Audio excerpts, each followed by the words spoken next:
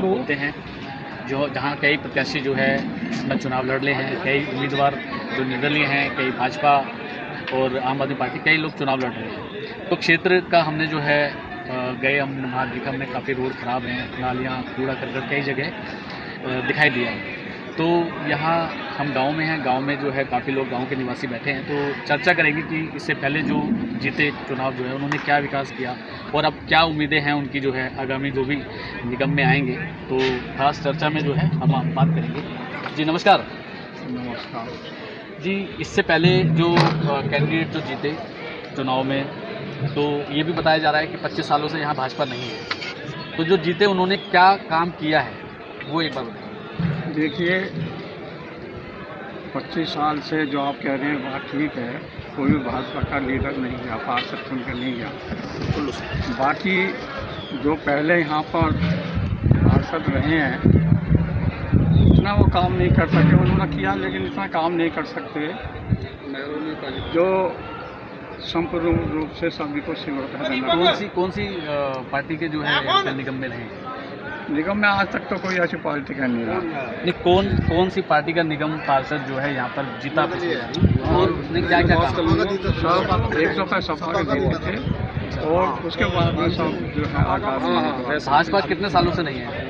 भाजपा तो करीब जो है यहाँ भाजपा से तो कोई गया ही नहीं। अब के भाजपा से हमारे उम्मीदवार खड़े हुए हैं और हमें ये उम्मीद है कि जिस परिवार से ये पूनम जी खड़ी हुई हैं यादव, उस परिवार वो परिवार शुरू से समाज सेवी रहा, समाज में महत्वशाली रहा, समाज में इमेज बना कर रहा। पिछले जो निगम पार्षद रहे उन्होंने क्षेत्र के काम मतलब कितने किए?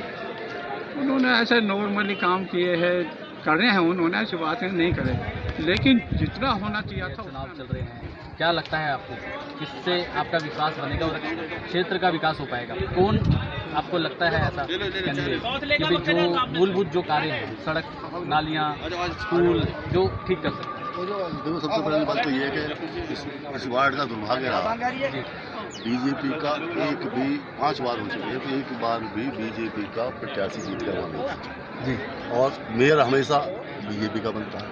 तो सबसे पहले माइनस पॉइंट तो यही हो गया। दूसरी बात ये है कि अब हमारे यहाँ थोड़ा सा दबंगाई की वजह से लोग दबंगों को वोट देते हैं, उनके दबंगाई के प्रभाव में आगे पहली बार ऐसा हो रहा है किसी आम लड़के को, आम आदमी को आगे बढ़ा के और उसे वोट दिया जा रहा है। तो इसी पे मैं एक बात ये कहना चाहूँगा, क्योंकि जनता के बीच में ये नहीं आया कि क्या गुंडागर्दी और इस तरीके का माफिया राज या जबरदस्ती भी कुछ वोटिंग जो है पहले के कैंडिडेट थे उन्होंने करवाया? नहीं, जबरदस्ती की बात तो है ही नहीं। जबरदस्ती की बात नहीं, दबाव में आ जाते हैं। दबाव एक अलग चीज़, जबरदस्ती एक अलग चीज़ है। लोग दबाव में आ जाते हैं और पिछले प्रत्याशी को बीजेपी से भी रहे हैं और भी रहे हैं, उनको आज तक नहीं जो है अभी तक बनी हुई हैं और विश्वास है कि आपको जो है, आप बताइए ना, कुछ बताइए। वो तो उनसे तो हम बात कर ही लेंगे ना, आप भी बोलिए कुछ। हम क्या बता सकते हैं? आप इस क्षेत्र में, गांव में आप रहते हैं, आपको लगता है कि जो समस्याएं आज भी बनी हुई हैं और जो अब जो आप जिनसे उम्मीद कर रहे हैं, अब बनी हुई है, जो अब तक है,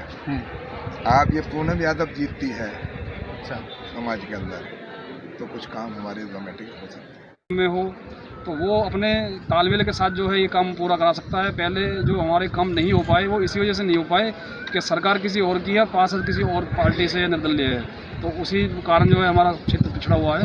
तो आज के हिसाब से जो क्षेत्र का विकास कर सके, एक नाम बताइए जो क्षेत्र का विकास कर सकते हैं और जिनका लगता है कि जितना संभव है। मान्यवर, आज हम लोग गांव के सभी लोगों ने ये निर्णय करा कि हमारे बीच में से जो हमारी पारिवारिक पृष्ठभूमि रही है, आज़ादी से पहले भी, आज़ादी के बाद में भी, गांव की जिम्मेदारी हम लोगों के पास रही, प्रधानी हमारे पास रही, मुखियागिरी हमारे पास में रही। जो उस समय पे जो अंग्रेजी व्यवस्था में जो एक गांव को प्रतिनिधित्व देने की बात थी, तो हम लोगों के परिवार में रही वो। तो आज हम दोबारा से जो है गांव, आज़ादी के बाद हम लोगों ने 20 साल 25 साल यहाँ पे जो है नेतृत्व किया है गांव का, और अन्य लोग आए, उन्होंने भी अपने स्तर से काम करने का प्रयास किया। कुछ काम उनके सफल भी हुए, कुछ में वो असफल भी रहे।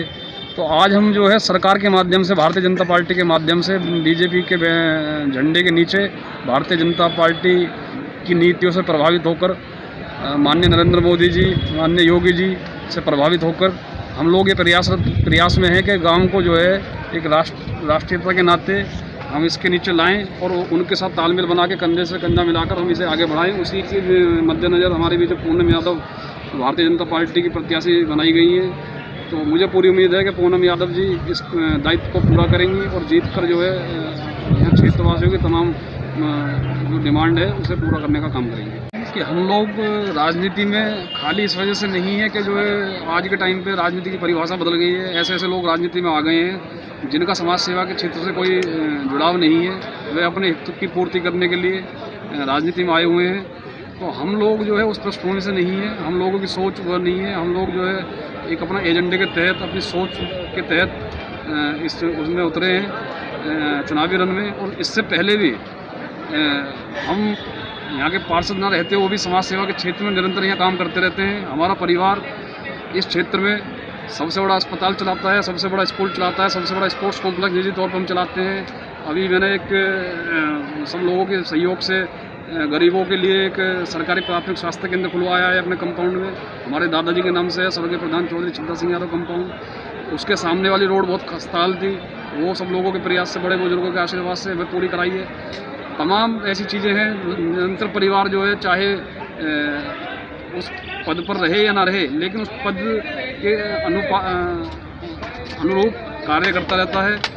लोगों को, गरीबों की मदद करना हो, गरीबों की लड़कियों की शादी करना हो, जिस भी तरीके से उनकी मदद हो सकती है वो सब हम लोग निरंतर अपने प्रयासों से, सब हमारे बुजुर्ग बैठे हुए हैं, सब कहीं ना कहीं जो है किसी न किसी रूप में जो है सभी गरीब बेसहारा लोगों से कैसे न कैसे जुड़े रहते हैं। उससे विश्वास को जगाने के लिए मैंने आपसे अभी पिछले बिंदु पर ये बोला था कि हम तो जो है ना पार्षद ना रहते हुए भी लोगों का उतना ही काम करते हैं जितना जो है एक आदमी पार्षद रहते हुए करता है। तो काम ना होने के कारण ये रहे कि सरकार बीजेपी की है, पार्षद निर्दलीय हैं, तो उनका आपस में गठजोड़ ना होने की वजह से वो अपनी बात उचित तरीके से महापौर जी को नहीं पहुंचा पाए, या अपना उचित किन्हीं भी कारणों से जो है वो तालमेल ना बनाने के कारण वो चीज़ें उनकी पूरी नहीं हुई हैं। हम तो लोग जो है बीजेपी की नीतियों के तहत, बीजेपी की नेतृत्व से प्रभावित होकर समाजवादी पार्टी ने भी यहाँ पे काम किए हैं। पीछे जो है ये स्टेडियम दिया है पहलवानों के लिए, एक ये रोड बनने की बात थी, लेकिन कुछ तालमेल की कमी रही हमारे यहाँ नेतृत्व की, जो गांव का नेतृत्व कर रहे थे वो लोग। तो वो लोग जो है दरअसल पार्टी से नहीं रहे। जिस टाइम पे सपा की गवर्नमेंट थी तो पार्षद प्रत्याशी जो है निर्दलीय थे, जो जीत कर आए थे उस समय पे, या उससे पीछे कोई सरकार थी बसपा थी।